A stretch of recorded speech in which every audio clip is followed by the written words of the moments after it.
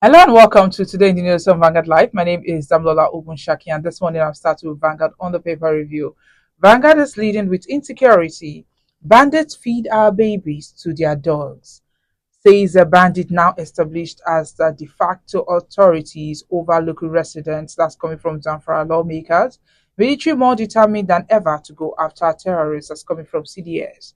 Worrisome insecurity is spillover from Sudan and Niger. That's coming from British Envoy. You can see that story on page 5 of the Vanguard newspaper. And here there's a photo story taken at the launch of non-resident bank verification number.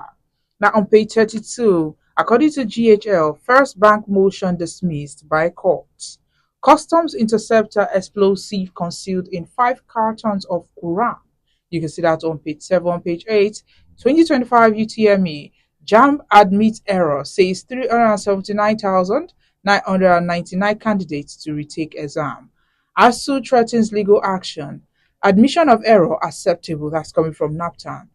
Candidates in 157 centers affected. Weeping not enough. Resign now. Varsity done, tells registrar. On page 10, AU awards Afrima hosting right to Lagos. Cybercrime Act, federal government partners, National Assembly, media, others on review. That's coming from Information Minister. And lastly, on the front page of Vanguard newspaper on sports, 2025 on the 20 AFCON. Our court beat the Flying Eagles will beat South Africa. And that's all on Vanguard newspaper. Away from there, we'll move to The Guardian. The Guardian leading story says JAMB admits a system error, released 307,997 candidates for fresh exam. You can see that on page 6. Afrima 2025, African Union awards OCT right to Lagos. Lutz decries a staff shortage, high electricity bills, and infrastructure gains. Thief leaders accuse the Nasarawa government of ethnic cleansing, land seizure under guise of development. Federal government upbeat about reforms amid criticisms over proposed London press conference. You can see that on page 8. And lastly, on the Guardian newspaper, Boko Haram uses art to detect armed drones in Borno. OPHK reviews. You can see that on page 3. Now let's move to The Nation. The Nation leading story says human technology errors, not sabotage march. UTME. JAMB apologizes, registrar whips 379,997 pupils to rewrite exam from Friday. Centers in Lagos, Imo, Anambra, Abia, Enugu, Ebonyi affected. You can see that also education page 15. Court dismisses First Bank's application in suit against GHL. Allows students with pending loan application to write exams, federal government tells institution. Directly below the banner, Southeast PDP threatens pullout from party. Reforms are making Nigeria accessible for investors, say United Kingdom envoy. You can see that on page 4. And lastly, on the front page of The Nation, the court dismisses application filed by General Hydrocarbon Limited to compare Deputy Chief Registrar to serve the order of court on parties to the suit, including Nigerian Navy and others. You can see that on page 4 of The Nation newspaper. Let's take a look at the Punch. Punch leading story says mass failure, JAMB boss whips as human error forces Lagos Southeast recedes. And 206,610 affected candidates in Lagos, 173,387 in Southeast. JAMB WAEC meet to avoid timetables clash. You can see that on page 2. On page 19, NNPCL didn't remit 500 billion naira revenue in 2024. That's according to World Bank. PDP crisis worsens as Southeast caucus most defection. Afrima 2025 African Union awards OCT right to Lagos. And lastly, on the Punch newspaper, rising insecurity, Tinubu governors to deploy 130,000 new forest guards and nationwide. You can see that on page 2 of the Punch newspaper. And that's all we have on the front pages of the dailies. Join us after the break for a brief analysis of some of the stories.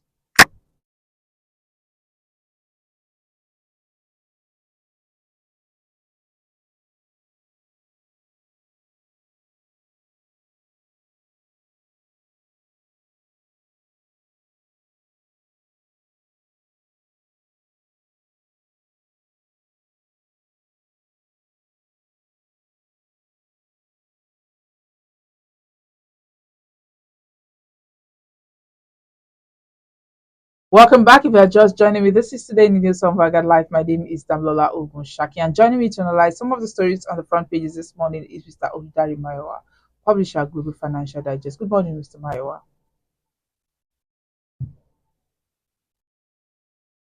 Okay, it seems we can't hear you. Are you on? Oh, sorry, I'm muted. Sorry. Good morning, Damlola. Thanks for having me today. Yes, you're welcome. And of course, our main story this morning is on insecurity. But first of all, before we go to that, let's really talk about what is currently trendy, and that is about the UTME and the JAMB registrar. There has come out to say that it's the mass failure in the examination was caused by a systematic failure. What's your take on this? Thank you very much. I think it's so unfortunate. The heartbreaks, pains, and that's the errors, so-called errors has caused. And probably this is not the first time JAMB has been unfair to students that have been participating year in, year out. I could recall my own experience. I could recall my children's experience as well too. So it has been over the year, JAMB has not measured up to the performance the people expect from them. And that probably has led to many people calling for this happening of JAMBs and let the university having their own admission by themselves.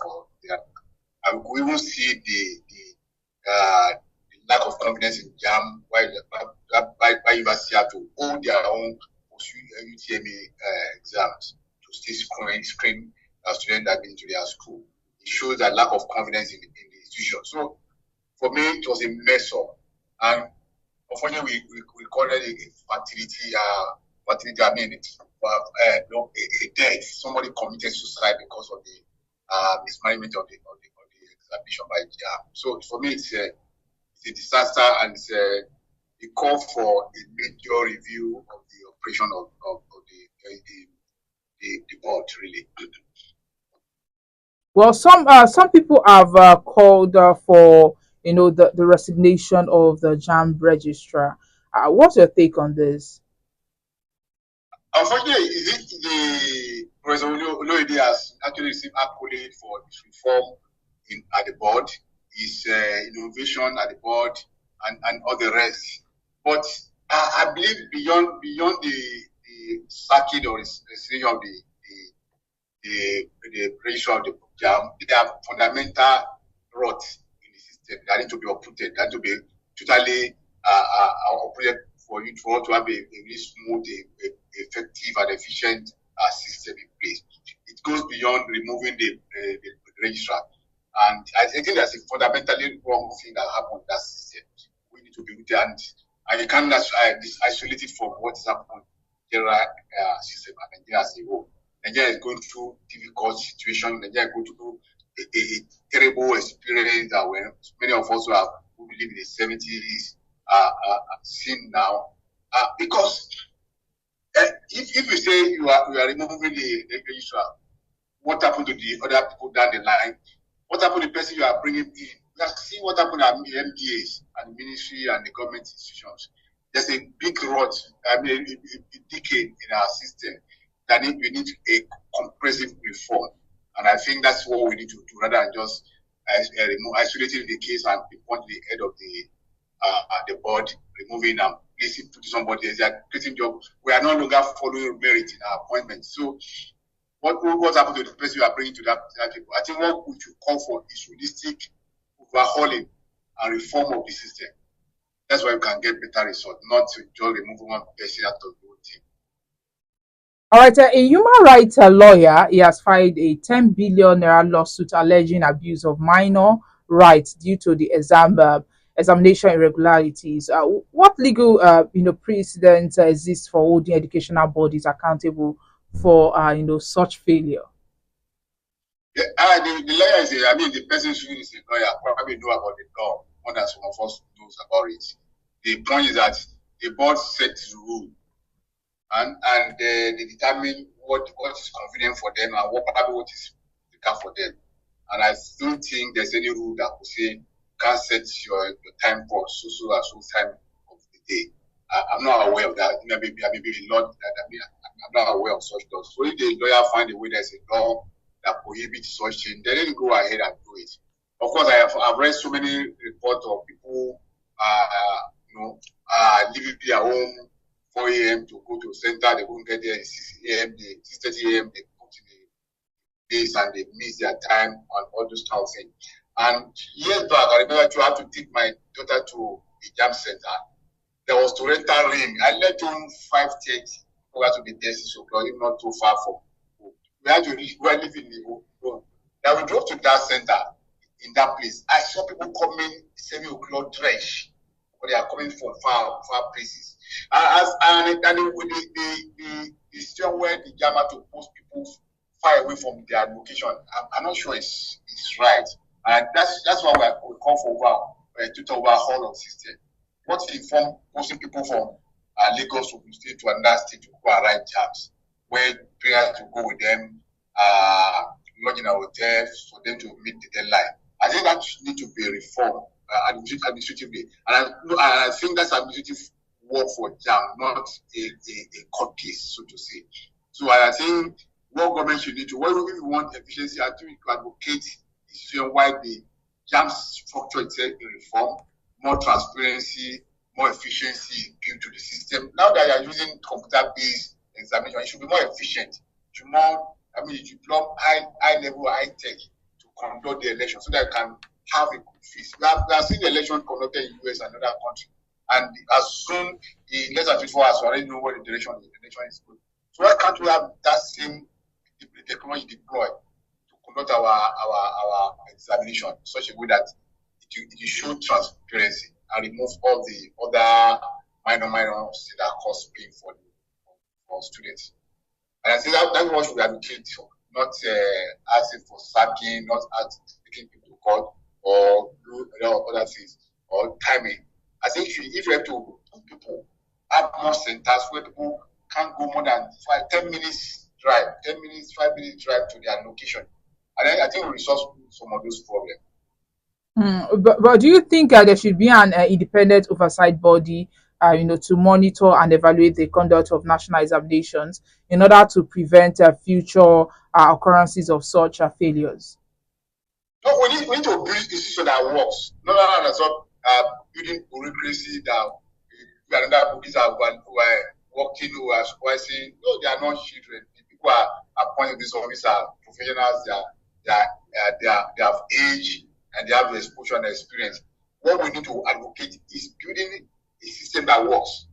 We don't need to ask someone to supervise somebody. No, it's waste of resources, waste of time, waste of energy, and layers of and build other bottlenecks in the system. We don't need such things. What we need to do, call for a reform.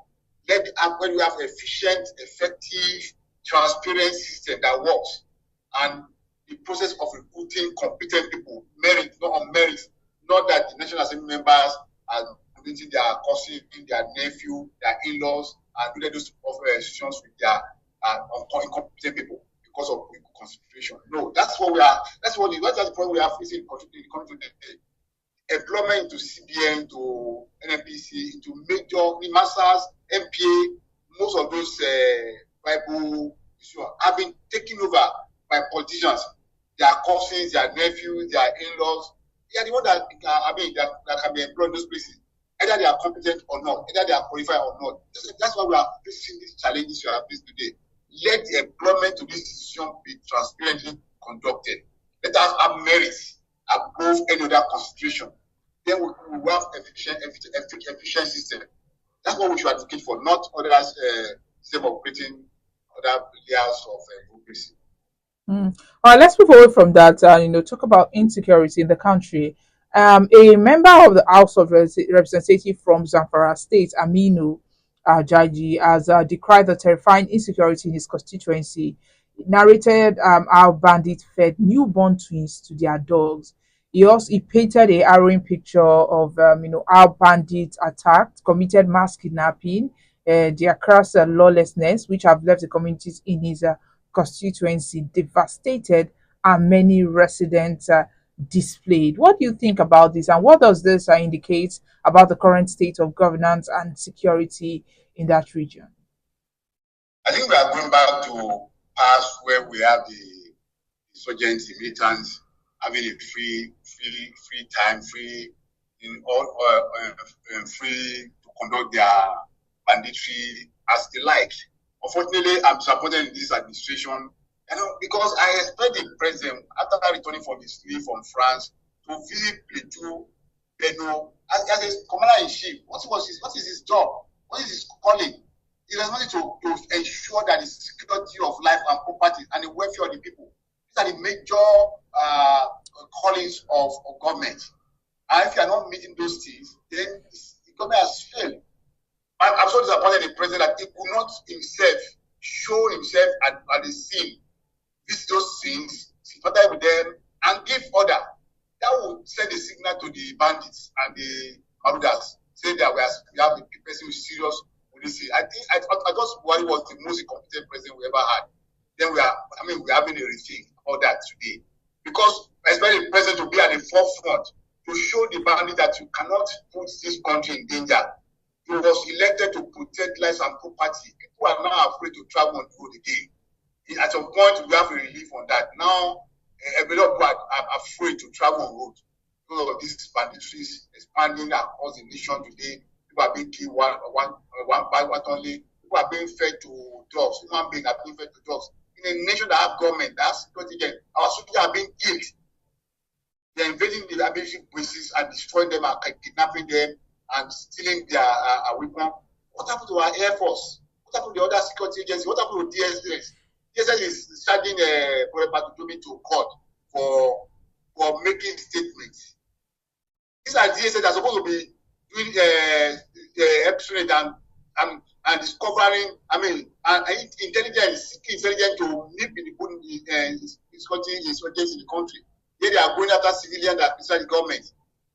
This is a misplaced priority for them. And I think the president to sit up, his security forces to sit up, to do something about this. The idea is being made unsafe, ungovernable state like a failed state. And we should give that impression to people who are trying to return back to the country to stabilize the economy and the rest. Yeah, the government is working in some areas, but security is very key. If you fail in security, we fail in everything because people cannot move freely to conduct their business. Then, whatever we are saying and before we are doing, we pay to insignificance. So government need to wake up to their responsibility. And I call on the president to do more than what is presently doing. All right, the CDS Chief of Defense Staff, General Christopher Mustafa, said that the military is more determined than ever to go after the terrorists to restore peace and stability in the country. And also, while briefing journalists in his residence in Abuja, British High Commissioner to Nigeria, Richard, he attributed the situation to spillovers from Sudan and Niger. What do you think about this? Whatever the cause of this, the most important thing for the people is resource. What is government doing? We can't allow the bandits, the insurgents, to have free time operating in our territory as if we have no security, we have no country, we have no effective, efficient system. Our soldiers and military people have won laurel across the globe, in Congo, in Liberia, in United Nations, intervention forces. Well, our people are well trained, you are well known. So what is happening to our people? Why should we allow insurgents to have free reign over in our territory, using drones, using helicopter to attack our civilians, and our air force are nowhere to be found without investment in equipment? What is happening to us? Innocent people that are trained to serve their people are being killed like dogs, and they come from families. So we should not allow that to happen. We should not give the impression that our military are helpless. Yes, they have sacrificed their lives, their time, their energy to defend this country. But the leadership should do more. They should restructure the system and ensure that effectiveness is injected to our fight battle against bandits and all these insurgent people. We can't say, oh, they are coming for Mali. Where are they coming from? Do you have a border security? Do you have people who are manning the border customer for seizing smuggled or helping smuggler to smuggle their goods across the country. No, they are will provide security as well. Wherever they are, we have immigration, we have customs in the border, we have Nigerian security defense forces. We have DSS. What happens to intelligence? What are they doing? I think we should up the game. That's what people are asking for. It's not enough to say they are feeling over for bad. We have to have cooperation with the Niger. We can say so much maintain that cooperation with those countries within our borders and give them warning. People should should not come for to invade our country. We should give them. We should say that to those countries who are encouraging this. Who are allowed this people to slip through to our country. These are the work of our ministry, our leaders. They should up their game. People are tired of this. If there's no security in the country, people will not have. People will not have the confidence to invest. Now, food price will be going up because some will not be able to go to their family because they are being killed in the food basket. What are we doing? No matter the work government is doing in the economy, if there's security, food price will shoot up and make mess of the reform governments they are claiming they are doing. Let's move away from that. Talk about the Cybercrime Act. And Minister of Information and National Rotation, Mohammed Idris, he reaffirmed the readiness of the executive arm of government to collaborate closely with the National Assembly, the media, and the other critical stakeholders in the ongoing review of the Cybercrime Act. But Mr. Mayowa, how can the revised act balance the need for cybersecurity with the protection of individual rights and freedom? I think some of those legislations are meant to suppress opposition, suppress free speech. And democracy is all about free speech. If we take a free speech from democracy, then we are not different from military rule, dictatorial rule, oligarchy. We're not different from that. And whatever the government is trying to do, if government is doing well, people will rejoice. We see what is happening in Burkina Faso today. It was a military rule that the military government is there. You go to, I've been to Burkina Faso, I've been to Ouagadougou. You have seen the region the way it is. And you see the response of the people coming out to commend their president. It shows that the person is working.